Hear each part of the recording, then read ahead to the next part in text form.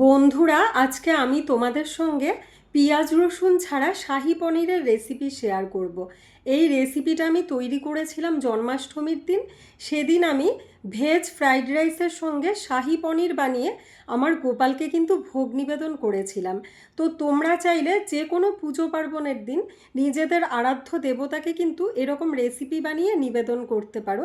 আমি এখানে শাহি পনির বানানোর জন্য 400 গ্রাম মতো পনির নিয়ে সেগুলোকে এরকম ছোট ছোট পাতলা পাতলা টুকরো করে কেটে নিয়েছি। এবার গ্যাসের মধ্যে একটা ফ্রাইং প্যান চাপিয়ে দিয়েছি, তাতে দিয়ে দিয়েছি রিফাইন্ড অয়েল। এবার এই পনিরের টুকরোগুলোকে খুব হালকা সোনালি করে ভেজে নেব। চাইলে তোমরা কাঁচা পনির দিয়েও এই রান্নাটা করতে পারো, তবে আমি যেরকমভাবে পনিরগুলো হালকা সোনালি করে ভেজে নিয়েছি সেভাবে একদিন রেসিপিটা বানিয়ে দেখো, অনেক বেশি সুস্বাদু হবে। তো আমি কিন্তু সবগুলো পনিরের টুকরো খুব সুন্দরভাবে ভেজে নিয়েছি। এখন ফ্রাইং প্যানের মধ্যে আরেকটু তেল দিয়ে তার মধ্যে দিয়ে দিয়েছি খানিকটা আদার টুকরো, কিছুটা কাজু বাদাম এবং 1.5 চামচ মতো গোটা পোস্ত।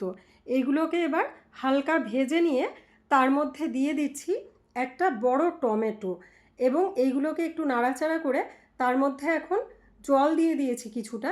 এবার কিছুক্ষণের জন্য এগুলোকে ঢেকে নরম করে নেব। এবার কিন্তু ঠান্ডা করে এটা দিয়ে একটা পেস্ট বানিয়ে নেব।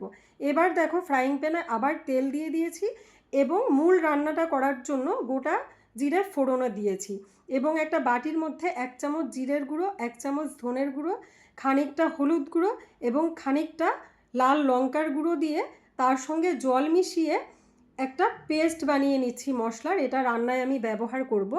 এবার গোটা জিরের মধ্যে কিন্তু গোটা গরম মশলা দিয়ে তার মধ্যে পেস্টটা দিয়ে দিয়েছি এবং কিছুক্ষণ ধরে কষিয়ে নিয়েছি। এবার এর মধ্যে 1 চামচ চিনি এবং স্বাদ মতো নুন দিয়ে দিয়েছি। এবার জিনিসটা কষানোর পরে এর মধ্যে আগের মশলার পেস্টগুলো দিয়ে দিয়েছি এবং এগুলো ফুটে ওঠার পরে আমি কিন্তু ভাজা পনিরের টুকরোগুলো এর মধ্যে দিয়ে দিচ্ছি। এবার পনিরের টুকরোগুলো গ্রেভির মধ্যে ভালো করে ডুবিয়ে দিয়েছি। মোটামুটিভাবে 7 থেকে 10 মিনিট এগুলোকে ঢেকে রেখেছিলাম। রান্নাটা হয়ে গেছে।